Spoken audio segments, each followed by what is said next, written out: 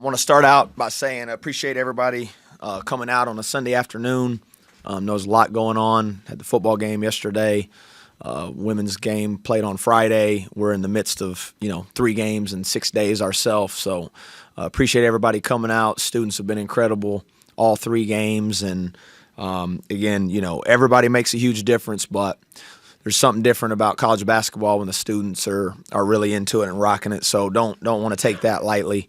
As far as the game went, I thought the first 15 minutes was probably the best 15 minutes of defensive basketball that we've played since we've been together. Our hand activity was really was really good and made it hard on them, and that led to transition and good offense flow, and the ball was moving and kind of saw us at what could be our best.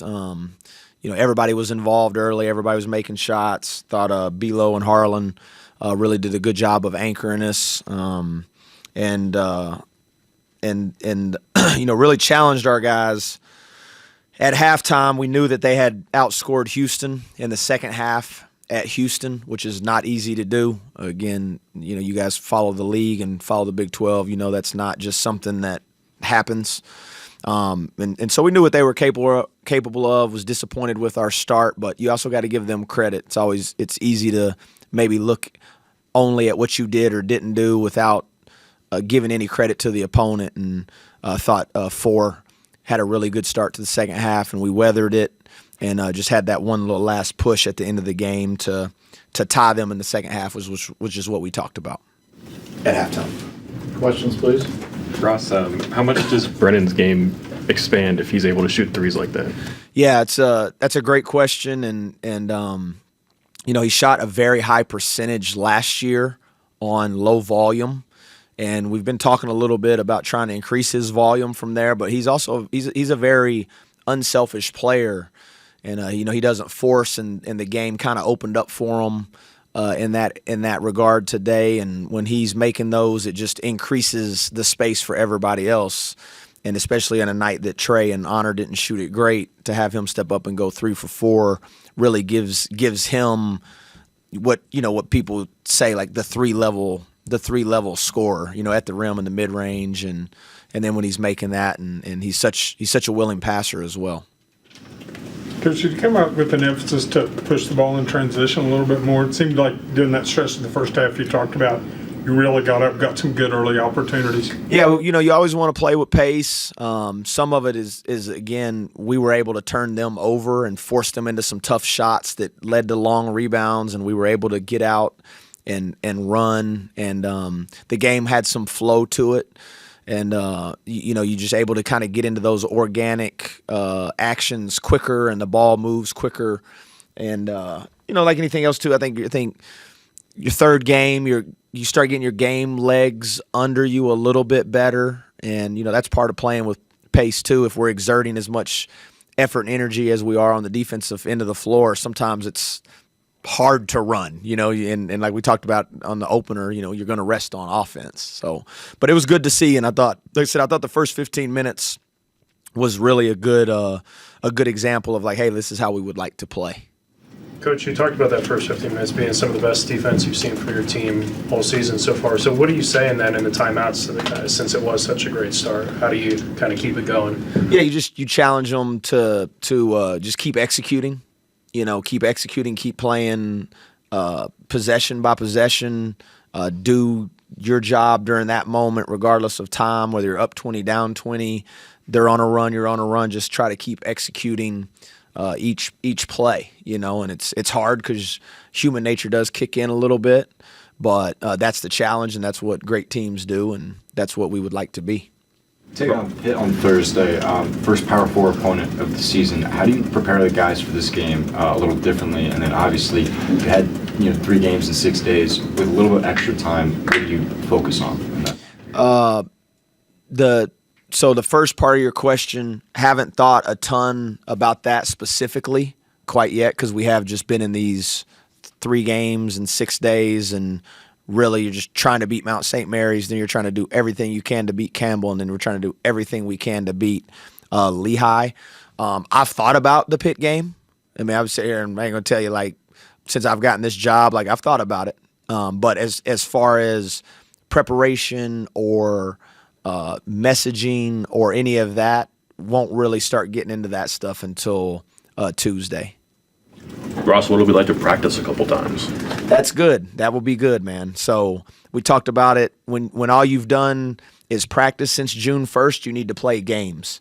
And now that you've played 3 games in 6 days, what you actually need is a little rest and you need practice. So you can kind of fine-tune some things. You can clean up some things on both ends of the floor and just continue to try to get executing better. And it makes more sense now. And I love our guys. They're super coachable, but like anything else, I got 2 kids, right? So my daughter, Emery, she was the person that had to learn the hard way.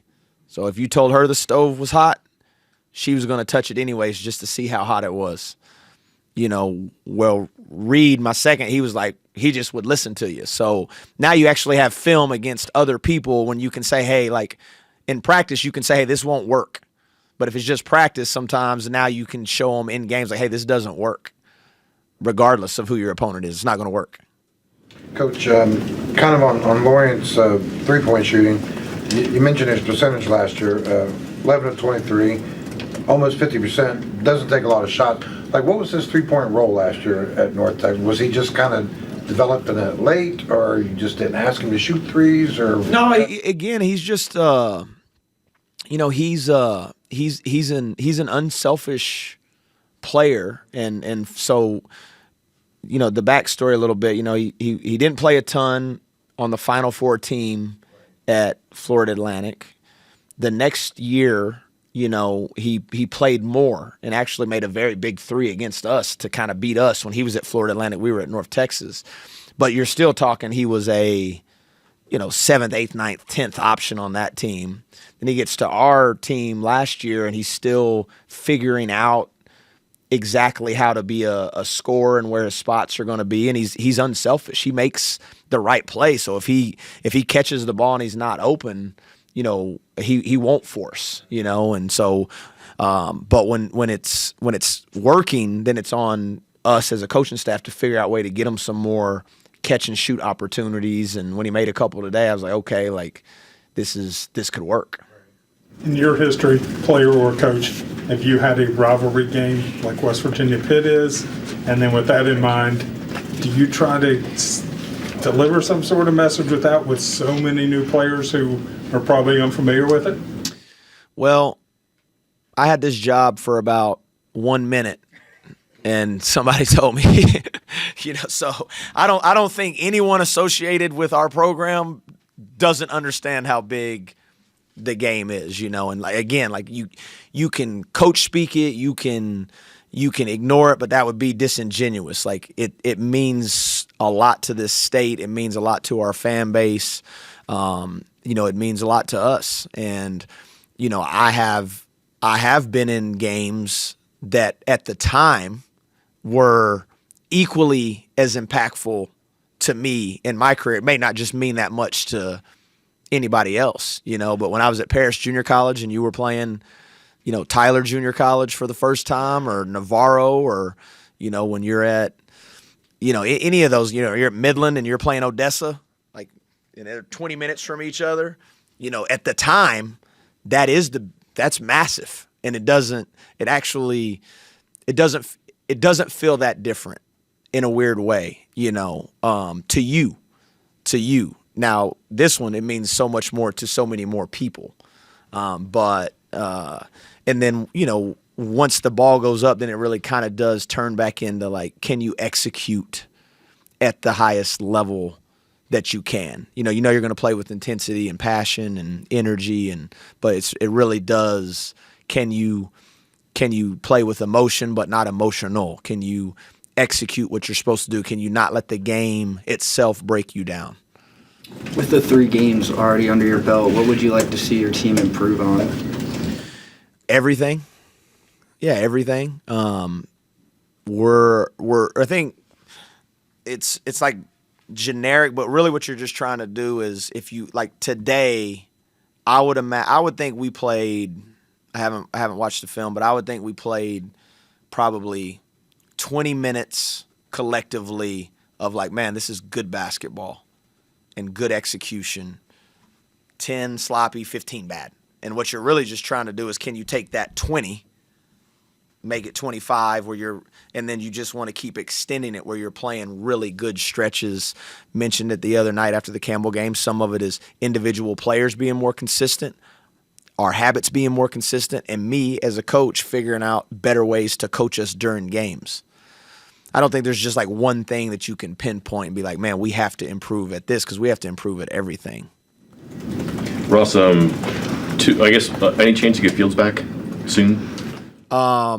Good question. Probably not for Thursday. And I'll be transparent. He did partake for like live scrimmaging for the first time on Friday. It was with our kind of some lower minute guys and got in some simulated game, and that's his next progression will be, full practices, and as that continues to unfold, then he'll get closer and closer. But he has participated in some live scrimmage situations. Eagle staff, I don't want to project, but the other day he was saying that he's trying to find his way with other high-level players, whereas he was the guy before. Mm-hmm. How do you counsel him through that to make sure he's not hanging his head and trying to do too little? Yeah, just encourage him to keep being aggressive and decisive and be himself. That's kind of our messaging to him, man. Just be aggressive, be decisive, and be who you are, man. And he's a good basketball player. He has a great feel. And more often than not, he makes the right play. But we need him to be aggressive, It doesn't mean you always got to shoot it, but you just got to be aggressive. Coach, there was a play. It was very early in the game. I think it was maybe the second bucket for you guys. But Harlan kind of throws that no-look pass from the foul line to Brennan on the baseline. Cut, yeah. Obviously, you guys said he was a pass-first kind of guy, a few weeks ago, but that just seemed like a play that you just don't see 7-foot guys. Yeah, no, it's that was great observation, and it's a scenario we drill a lot, and he just executed it. He got to the short in that coverage and popped his feet, and he has good vision, and he's got great touch, and he can pass the ball, and he was a tad late on another one. He kind of threw it just a tad late to Amir, and it put Amir a little bit under the basket, but. Him and Belo and DJ and even Jackson when he gets back, they're all very unselfish and willing passers from that position. Anything else? Lehigh scored on their first possession on that back door, and I know that's something you don't want to give up.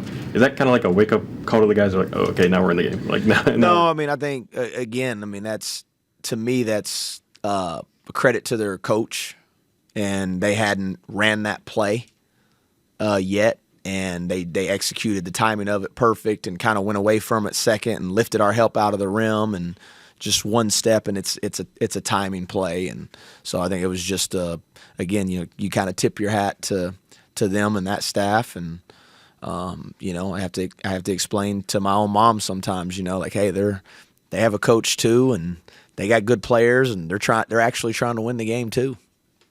Coach, thank you. All right, thank y'all.